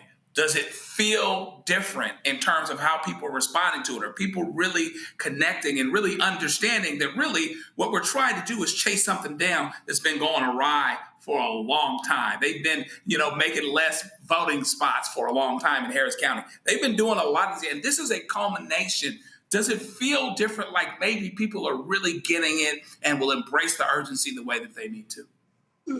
I feel that this moment right now is probably the best I've felt since I've been serving in 20 years. And brother, in 20 years, my motto has always been, as Brother Martin knows, keep our faith and keep our fight. This moment is the most exciting and exciting moment that I felt that we have had in 20 years. And we're doing everything we can to keep this moment going and growing faster. I get calls every day from different organizations, Brother Martin, from different people, from just brothers on the street. What can I do? What can I do? But unfortunately, because they have thought this through, because they have the numbers, because this is what I call the rigged redistricting, okay? And they have all the players in place, from the governor to the lieutenant governor to the attorney general and to the speaker of the House in Texas. And they've got the numbers. They've got the pure, sheer numbers. In Texas, I think that we may have to we're not going to stop until it's over. Please believe that, family. Please believe we're not going to stop until it's over. But to answer your question is, this is the most exciting time that I felt in 20 years. As a Democratic Party getting together, we've got to. You mentioned Tellerico. He's a bright in the future of Texas. We've got quite a few. Our chairwoman, Carol Everado. We're working hard. Royce West, as you know. And we're all working hard in Democratic Senate chambers, as well as in the House, to get this right on track, just to make sure that this is, we rise to the top at this moment. But it's difficult. It's difficult, Brother Martin, because they've been preparing for this moment much longer than we have. Randy. Senator Miles, thank you for being here. When I talk to people all of the time, the feedback I'm getting is they want to resist, they want to fight back. And of course, we know we need to vote, but what can we do now? You hear people talking about we're not going to buy beef because that will create some stress. And people, I don't know now, what can people do? Because I think people are desperate for information and can resist and fight back now. Again, unfortunately, I don't have the answer for what it is that they can do now. They took the vote today. 9 of the 11 Senate Democrats walked out. The House, my House brothers and sisters have had it held up for, as you know, a couple of weeks now. It's my understanding that the Speaker of the House is going to go ahead and suddenly die on Friday, meaning that they're going to end this session, and the governor's going to call us right back the same day. I don't know how long my colleagues in the House can hold out. I can tell you that I'm going tomorrow to support them and try to lift them up in Chicago. If they can go another session, that's up to them. But to answer your question right now, sister, is what can we do now? I don't have that answer. I know what I can do as one of the 2 black senators in the House, in the Senate chambers. I cannot take that vote. I will not be a part of this sham. I will not be a part of them trying to suppress our black vote and steal our democracy from us. Mustafa. Yeah, well, Brother Senator Miles, thank you for everything you do. I think we often, when we have these political conversations and people talk about someone's vote being taken away or being suppressed, those types of things, they often don't take the conversation further of what is it that Black and brown folks are going to lose if this takes place. Could you sort of just share with folks basically what is it that folks are going to lose? More importantly than anything else, we're going to lose our voices. We're going to lose justice. When I say our voices, I mean, they're going to take from having 2 Black congressional members in Harris County down to 1. They're going to pack us all into Congressional District 18. We're going to lose some of our economic bases in our communities because they're going to vote to strip those out. That's important. But what cannot... Hold on. Senator Miles, but explain it to people. They literally are shifting major companies out of these Black Democratic congressional seats and moving them to Republican seats. That's what you're talking about when you talk about the economics. That economic basis, not just companies, our educational institutions, our universities, Brother Martin. Those are important. Our healthcare centers. When they control the dollars that flow into those communities, that affects our economic basis. When they can control everything we all know on this line is controlled by the dollar bill. When they can control our dollar bills and which way they flow, those things control our communities. That's what I mean by economic basis. Absolutely. Senator Miles, go ahead. And those things are important. We've worked long and hard to improve our communities, and to put the resources that we need, the grocery stores, the pharmacies, all the type of things, the healthcare facilities. We've worked hard to make sure that we've worked over the years to get those in our communities. Now to come and strip them out and leave us barren and let us have food desert, healthcare desert, that's going to hurt our communities as we know them.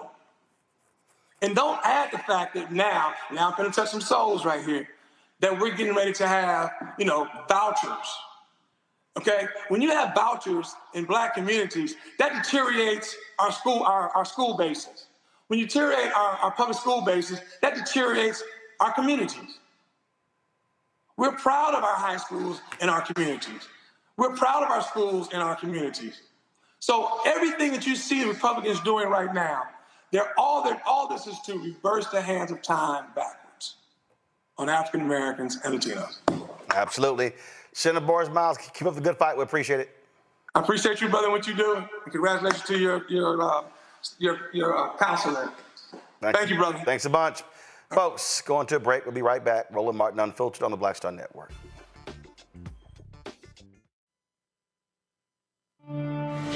Now streaming on the Black Star Network. Getting this major artist like Snoop to be like, yeah, you're gonna be the flagship of Death Row Records is crazy. Because I'm like, okay. When he got the call, I was in the room. He was sealing the deal. It's done. And I was like, man, congratulations. I got me a drink. He rolled up, and we were sitting there talking, and I was like, oh man, I can't imagine how many rappers you're gonna have on this label. It's gonna be. He was like, I'm not doing that. I'm like, what do you mean? Like, that's Death Row, Tupac, Suge, the whole look. And he's like, no, you're gonna be the flagship for it. You're gonna do it first. And I'm like, you try. Well, look, I'm R&B. Like, right. This Death Row's not R&B. He said it is now. He was like, I'll get rappers later. Don't worry about that, but I want you to take over. I'm like, oh, I was nervous. I was like, there's no way this is gonna work. People are, and of course you get a little backlash from, on the comment section, when he's posting about it. It's just like, he's R&B, that's not Death Row. And we had to slowly kind of get people acclimated to it.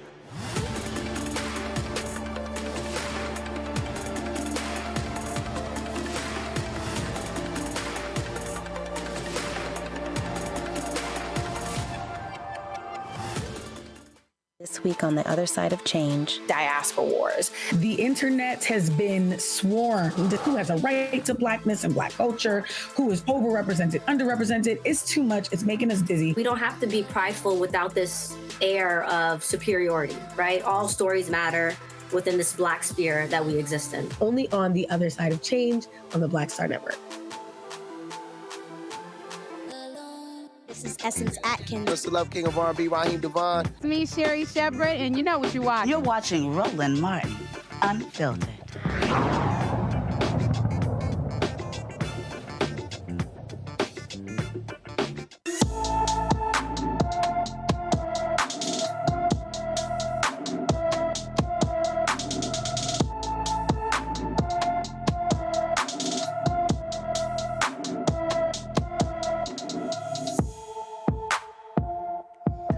Folks, our black and missing today, Samaya Ellis, 13 years old, was last seen in the 5200 block of D Street in southeast Washington, D.C. Sunday afternoon. She is described as a black female, 5 feet 3 inches tall, weighing 130 pounds, black and pink twist, and brown eyes. Last seen wearing a black crop top, black leggings, a pair of pink furry sandals, a pink purse, a pink book bag, and a pink scarf. If you've seen Samaya, of any information on her whereabouts, call the police at 202-576-6768, 202-576-6768. Well, the Department of Homeland Security, Indiana, are going to be housing folks who have been arrested in 1,000 state prison beds. That's right.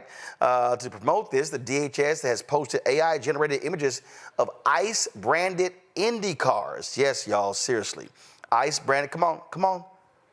Can y'all please show the photo, please? Thank you.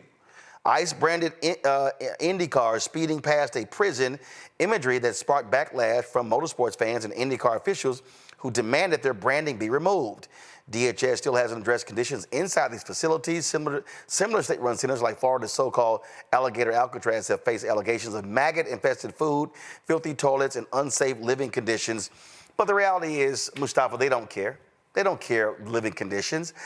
They want to make them as horrendous as possible because Donald Trump, he praises the prisons in El Salvador. Yeah, again, it is about dehumanization. It is about devaluing life, devaluing liberty, devaluing values, all the things that you could put D in front of. That is what they continue to do. And of course, devaluing democracy. When you put these prisons that are already, there have been all kinds of environmental studies that have shown all various toxins that people who are incarcerated are dealing with. And then now you talk about putting them in swamps and other types of places.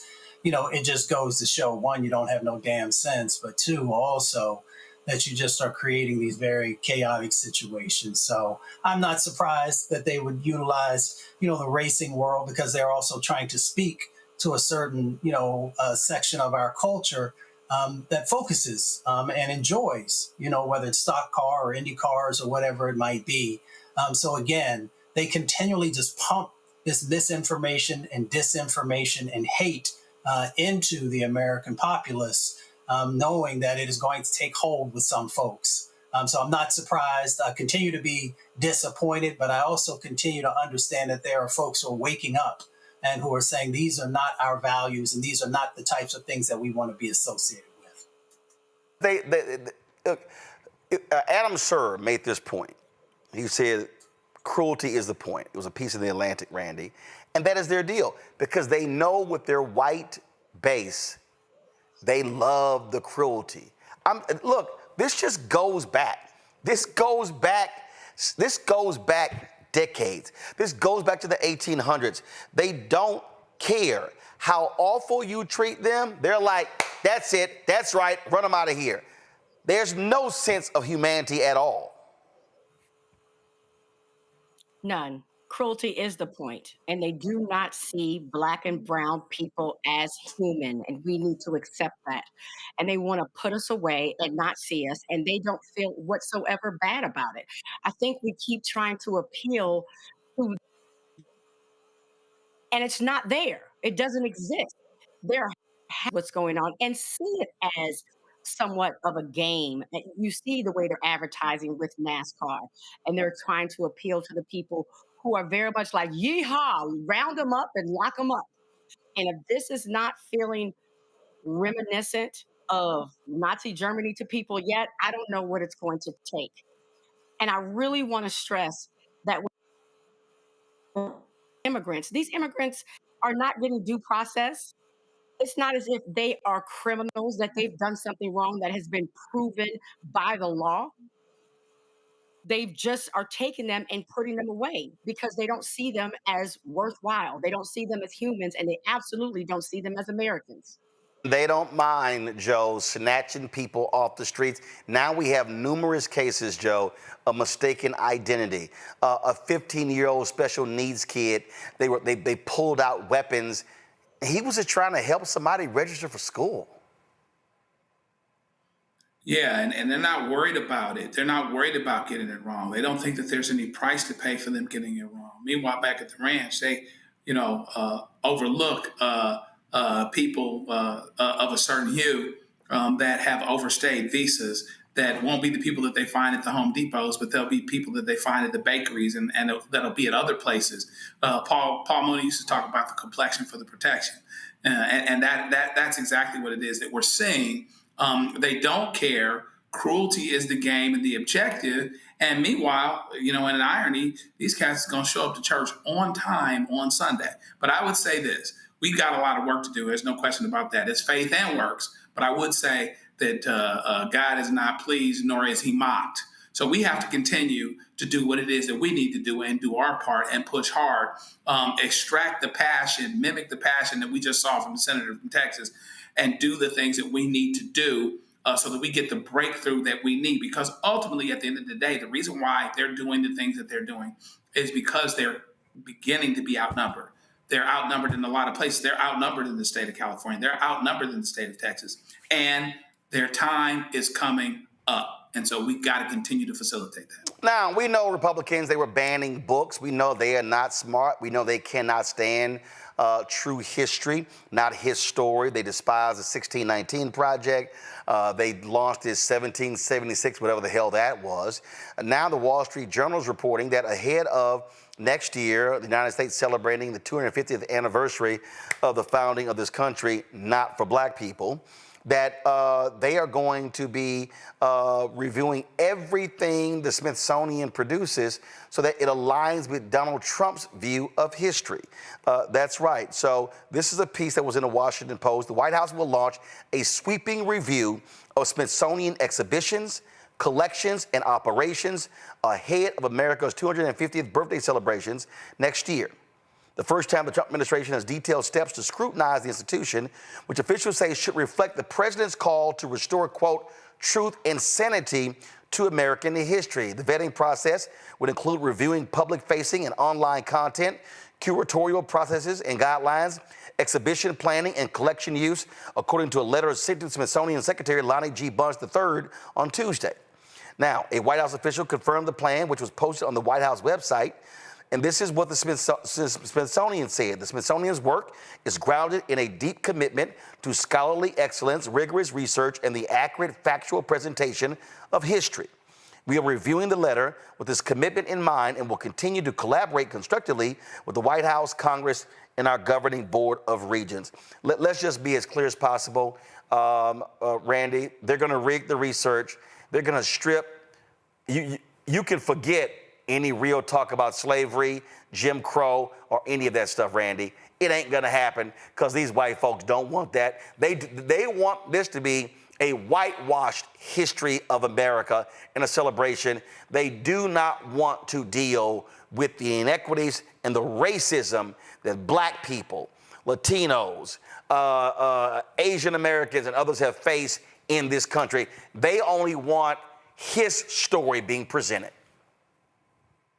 Right. They are erasing history so they can repeat history. They are wanting themselves to be the only heroes in this country. Truly believed in Christopher Columbus, that they were the land that was already here. They are a people who taught us that we were slaved and not real people who were enslaved. They found a way to make themselves the heroes when they kidnapped, raped, brutalized a people. They still found a way to make themselves the heroes. And that's what they're doing again. I mean, you look at the way they now represent as if it was a celebration, a huge barbecue that they were. Yep. They want history to put them in light. and in a beautiful light. Well, They want to go back and do it. Well, it's right here. It's right here, Joe. Y'all go to my iPad. The letter states that the initial review will focus on 8 museums: the National Museum of American History, the National Museum of Natural History, the National Museum of African American History and Culture, the National Museum of the American Indian, the National Air and Space Museum, the Smithsonian American Art Museum, the National Portrait Gallery, and the Hirshhorn Museum and Sculpture Garden. To begin the process, officials requested that the museums provide information within 30 days concerning 250th anniversary programming, current and future exhibition content, and other material. The White House added that museums were expected to start making changes within 120 days. This is the language right here, Joe. Museums should begin implementing content corrections where necessary, replacing divisive or ideologically driven language with unifying, historically accurate, and constructive descriptions across placards, wall didactics, digital displays, and other public-facing materials, the letter read. Joe, they want to whitewash the history. Yeah, and there's no concern about the truth, and that's why they didn't say the word truth. That would have been entirely too strong. And in another irony, well, a couple of them, Donald Trump is talking about this being historically accurate and talking about being unifying. I forget what word he used, but he's the most divisive figure in this whole situation. And then here's the other thing. He doesn't know any history, good or bad. He got some folks around him that'll say some things, but he can't sit and have a conversation about history. He doesn't understand American history at all. And so he wants to, create this narrative, push this narrative forward, whitewash history, roll things all the way back, which is what he wants to do, because I'm skipping across the field because he's jealous of Barack Obama. I mean, come on now. Now he wants to get rid of it all. Get rid of it all. Throw out the baby with the bathwater.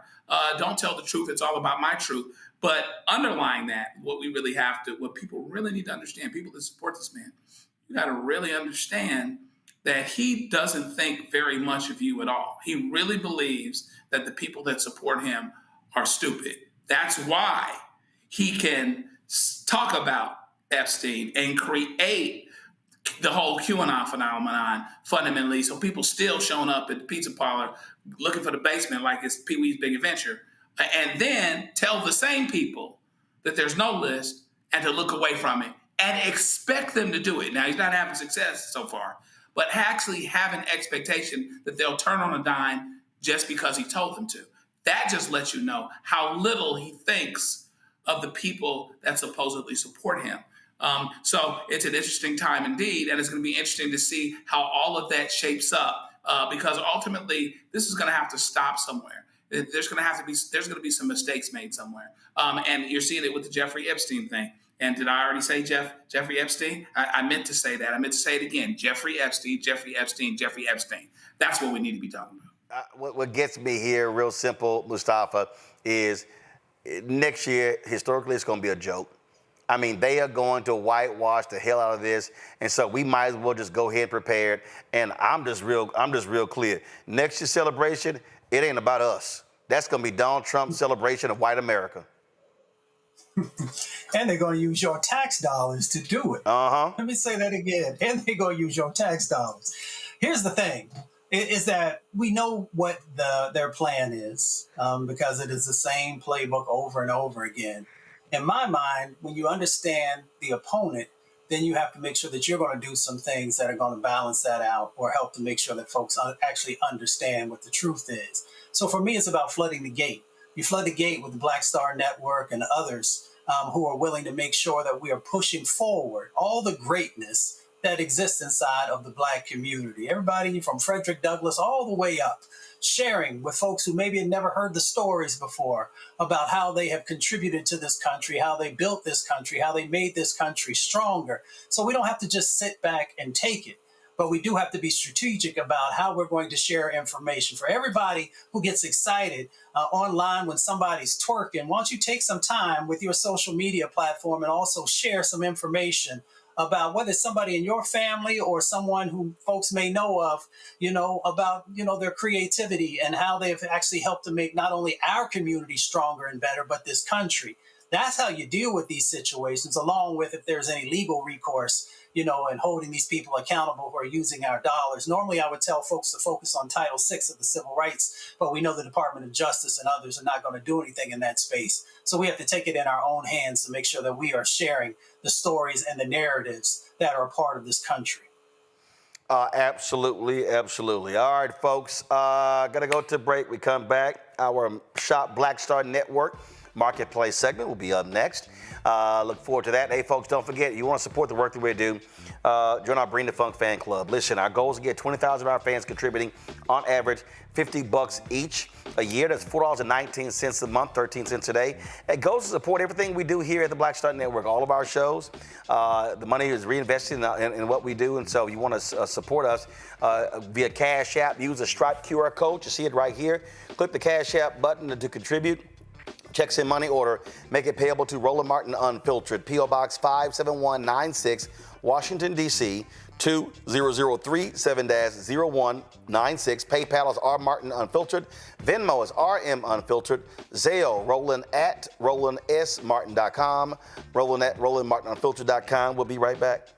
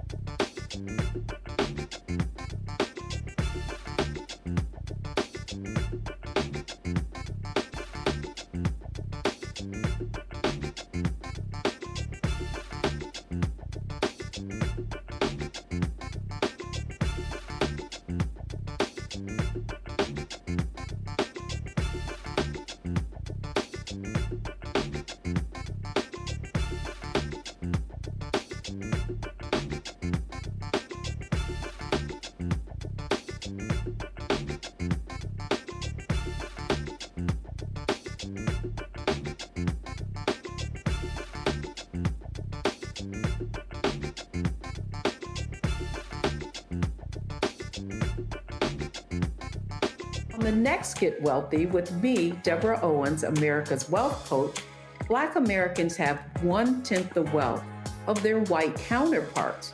But how did we get here? It's a huge gap. Well, that's why we need to know the history and what we need to do to turn our income into wealth. Financial author and journalist Rodney Brooks joins us to tell us exactly what we need to do to achieve financial success. You can't talk about why we are, as Black people, where we are, unless you talk about how we got here. Bridging the Gap and Getting Wealthy, only on Black Star Network.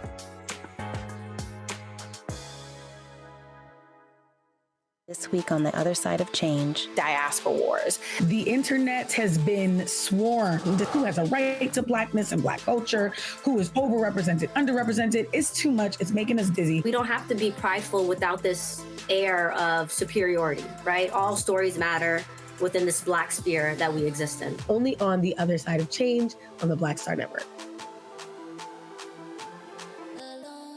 Me, Sherry Shepard, with Sammy Roman. I'm Dr. Robin B., pharmacist and fitness coach, and you're watching Roland Martin Unfiltered.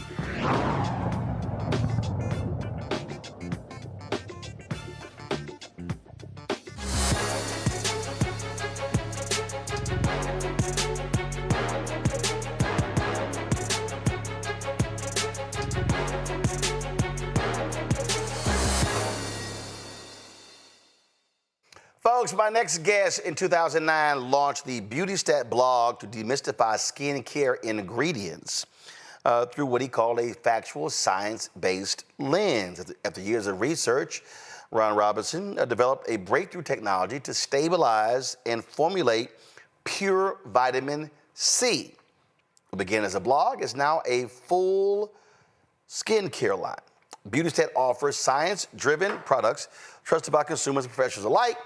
Ron Jones is right now. Ron, how you doing? It's so great to be here. I'm a big fan. Appreciate it. So, what got you started in just studying skincare and vitamin C? Great question. Totally fell into it. So my parents wanted me to be a doctor, didn't know what I wanted to do. So I went to med school, did really well in school, but decided it was not for me. So I dropped out of med school. And I bet that didn't go over well at home.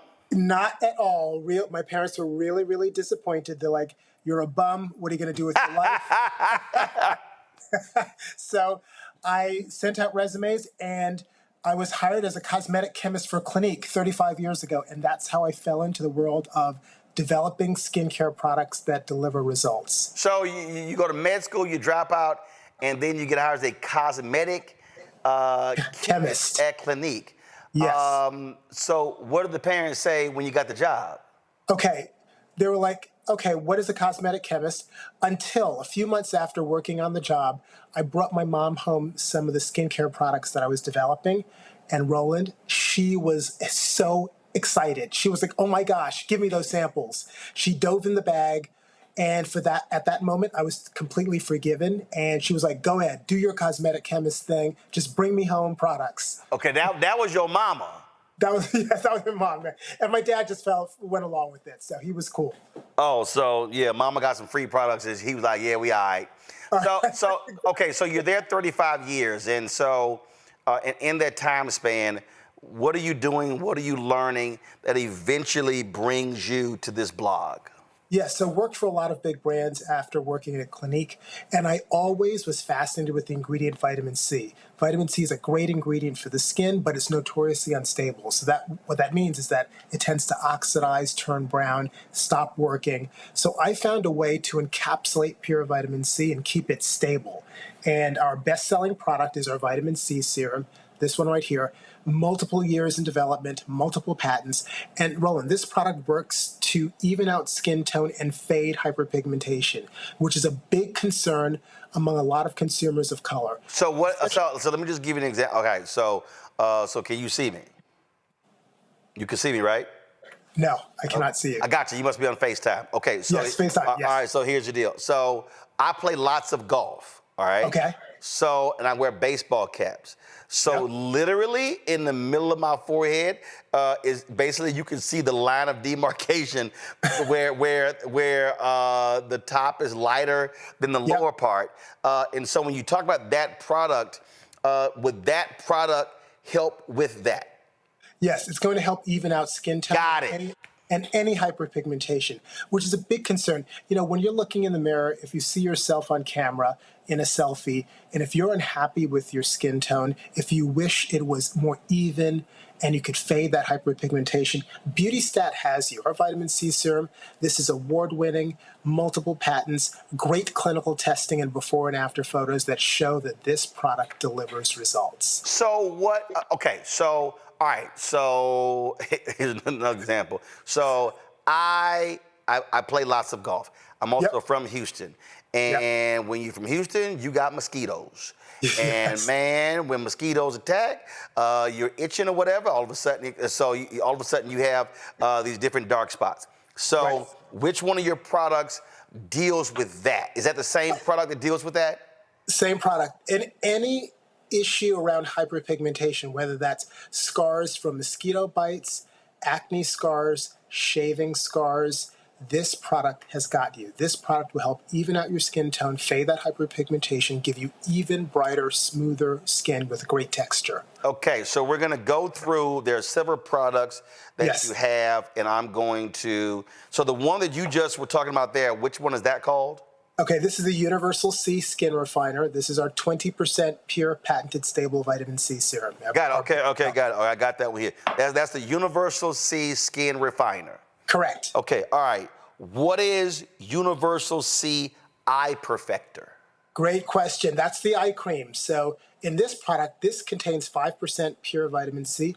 This is going to work to depuff the eyes and reduce the dark circles under the eyes. So again, as we stay up late, we're stressed, we're looking for solutions, something that's going to clinically work to help even out those dark circles, smooth them out, make them look lighter, and just make your eyes brighter, refreshed, more wide awake. This product is the product. All right. So what is the C-Lip serum? Okay. Big thing now, consumers are finally understanding the need to wear sunscreen. They're wearing it on their face, but they're forgetting about their lips. This is a tinted lip treatment with mineral sunscreen SPF 30. So this is sheer. It's going to protect your lips. It's also going to hydrate. Some people complain of uneven skin tone around their lips too. Vitamin C is going to even out the skin tone around your lips, while the sunscreen works to protect your lips from the damaging UV rays. Okay. The Universal Microbiome Barrier Balancing Cleanser. Yes. Okay. This is your go-to cleanser. You want a gentle cleanser that's going to rid oil, dirt, debris. This cleanser is actually going to hydrate as it cleanses your skin, so you're not going to feel dry or tight. This works on all skin types, all skin tones. When do you do that? In the morning or before you go to bed? This every morning and before bed as well. You could use this twice a day. Got it. Clean skin. And then after this, you go in with your vitamin C serum. Okay. The Triple Plump Coconut Milk Serum. Yes, this is your serum if you're looking for extra hydration, a boost in glow. This contains all aspects of the coconut water, the coconut oil, the coconut juice. This is going to plump the skin, leave it juicy, soft, and hydrated. And you can see, I'm just going to show a little bit on my hands if you could see that. And again, this blends right in and it leaves a glow. You can see that my hands are glowing after applying that product. So that's our coconut milk serum. All right, the Universal Triple Action Daily Peel. Yes, everyone needs this for smoother skin. This is going to retexturize your skin. It's like a facial in a pad. So this is a individually wrapped pad, and you take it out of the packet, and it's drenched in hydroxy acids that are going to work to exfoliate the skin. I'm smoothing it over my skin right now, and look at that glow that my skin has. How often do you use this? Daily? Daily. It's safe enough for daily use. So one sheet per day. One sheet per day, and you're going to get smooth skin. You're going to look like you just walked out and had a facial. All right. Peptide Wrinkle Relaxing Moisturizer. Yeah, this is your moisturizer, Roland. For those of us that are a little bit more mature, if we're starting to see those expression lines and wrinkles, this is packed with peptides, which are going to soften the look of those wrinkles. So if you're afraid of needles, you're hesitant about spending all that money on injectable and Botox, this is Botox in a jar. This is going to help smooth out the skin, the forehead lines, the 11 lines. So that's Botox without the shot in your forehead. Exactly. This is Botox in a jar. It also leaves your skin hydrated, plump, and juicy as well. Okay. Lastly, the Universal Pro Bio Moisture Boost Cream. Okay, for those that have sensitive skin and skin that really needs like a blast of hydration in a gentle way. Okay, first of all, what is a sensitive skin? Like, what is that? How do you know you got sensitive skin? Okay, so great question. Sensitive skin, if your skin feels slightly irritated, a little bit itchy, and everything you apply to your skin feels itchy and irritating, this is the product you need that is going to repair your skin barrier, get it healthy, get it intact. This product drenches your skin in moisture. It really it soaks it in when you apply it and leaves your skin hydrated all day long. This is a must-have as well. All right, questions? I know Randy got a bunch. You only get to ask one, Randy. Hey, Randy. How are you? Good. So happy to meet you.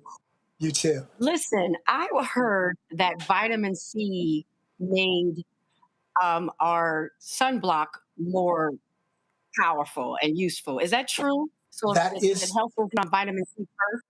It is true. It works synergistically with sunscreen to actually boost the protection of both from free radicals as well as UV. So I'd like you to use our vitamin C serum in the morning and follow with your sunscreen to get the synergistic effect of protection from UV and free radicals, all those things that you face throughout the day. It's going to protect your skin. Mustafa. Thank you for that. Yeah, well, thank you. This is a cool product, or set of products. You started the conversation talking about vitamin C as sort of the foundation yes. on some of your products. I'm curious, are most of your products organic? And then I know sometimes with products, when we get down to the binders, you as a chemist will understand what I mean, say when I'm talking about binders. We'll have other types of things that are often inside a product. So how organic or natural are your products? We don't claim to be specifically organic or natural, and I'll tell you why. The key thing as a cosmetic chemist with a brand, a fast-growing brand like BeautyStat, I want products and ingredients that are safe and effective. It doesn't matter whether they're naturally derived or synthetic. As long as they're safe for use and effective and deliver results, those are the two things that I focus on. And again, some ingredients we might use are natural or natural derived, like the coconut we mentioned before, that's natural. But a lot of other ingredients we use are synthetic. Again, safety and performance, delivering results. All right then, folks, if y'all want to check out BeautyStat, go to shopblackstarnetwork.com. Pull the website up, y'all. These are the products. If you go to the website, you'll see, you can simply scroll. You can check them all out. BeautyStat, all the products that we just covered, and there's 4, 5, 6, 7, there was 9 of them. They're all there on the website. Y'all check it out. And again, listen, the thing here, Ron, a lot of people don't think about, the skin is the largest organ. And a lot of folk just sort of ignore it. And, when we go out and people think that, I don't necessarily I'm only going to be out for an hour, no need to put on sunscreen. But the reality is, you got to protect the skin. You got to protect the largest organ. It's with you for life. You got to take care of it, and it'll take care of you. All right, then. Again, y'all, BeautyStat, it's available. ShopBlackStarNetwork.com. All of the products on the website, Black-owned companies. We featured all of them on the show. You definitely want to check it out, folks. This is about us supporting our own. You can buy direct. Again, ShopBlackStarNetwork.com. Check out the products, the BeautyStat products. Right now, go to the website. Ron, we appreciate it. Thanks a lot. Roland, thank you. Appreciate it, guys. Bye. All right, thank you very much. All right, folks, we'll close the show, unfortunately, sad news, in memoriam. Danielle Spencer, so many of us knew her as Dee on What's Happening. She is now an ancestor. She, of course, died at 60 years old, long battle with cancer. Her co-star Haywood Nelson shared the heartbreaking news, calling her brilliant, loving, a pragmatic warrior. She joined What's Happening in 1976, later returning for the 80s sequel, What's Happening Now. Off-screen, Spencer survived a near-fatal car accident as a teen that left her in a coma, facing lifelong health challenges. But she actually went on to earn a veterinary degree, caring for animals in California and Virginia, and speaking out for animal rights. She also appeared in films such as Good as It Gets, had TV roles on Days of Our Lives. In 2014, was honored at the National Museum of African American History and Culture as the only Black female child star in its permanent exhibit. Danielle Spencer was 60 years old. All right, folks, that is it for us today's show. Let me thank Randy, Mustafa, and Joe for being on today's panel. I certainly appreciate it. Thank you so very much. Glad to have y'all here. Folks, don't forget the work that we do every single day with this show, live 5 days a week. It's about informing you of the news that matters to our people, giving the focus, centering us as best as we can. Your support of us is critical. That if you want to support us, please do so by joining our Bring the Funk fan club, the giving via Stripe. Use the Cash App, use the Stripe QR code. You see it right here. And if you're listening, go to RolandMartinUnfiltered.com to get that link to it. Also, check some money order, make it payable to Roland Martin Unfiltered. Send it to P.O. Box 57196, Washington, D.C. 20037-0196. PayPal is R Martin Unfiltered. Venmo's RM Unfiltered. Zelle, Roland at RolandSMartin.com. Roland at RolandMartinUnfiltered.com. Download the Black Star Network app, Apple phone, Android phone, Apple TV, Android TV, Roku, Amazon Fire TV, Xbox One, Samsung Smart TV. Don't forget, you can also, of course, get my book, White Fear, How the Browning of America is Making White Folks Lose Their Minds, available. Bookstores nationwide, get the audio version on Audible. Also, folks, if you want to get our Black Star Network Roland Martin Unfiltered swag, go to shopblackstarnetwork.com. You see our T-shirts, FAFO 2025 with Project Crossed Out. Don't blame me, I voted for the black woman. All of our gear right there on the website. QR code is there as well. To get our products, shopblackstarnetwork.com. All these black-owned products you see right here. We've had featured all these people on the show. HBCU Legacy, the shirts, we got puzzles, leafy toilet paper, all kinds of stuff. Boom, y'all can get it right here. Go to shopblackstarnetwork.com. Don't forget to download the app Fanbase. And of course, if you want to invest in Fanbase, go to startengine.com/Fanbase. Y'all, that's it. I'll see y'all right here tomorrow. And shout out to our interns. Today's their last day working with us. It's been a brutal 10 weeks for them. Put them through boot camp, let them know what's going on, and I can guarantee you they're going back to college much better and faster, and the ability to think more clearly than when they got here. So we appreciate, and getting y'all's support made that possible as well, for us to have 5 interns over the last 10 weeks. Folks, that's it. I'll see y'all. Oh, by the way, and yes, I was elected NABJ Vice President Digital at our convention in Cleveland, and so glad for everybody's support. Thanks a bunch. I'll see y'all tomorrow. Holla!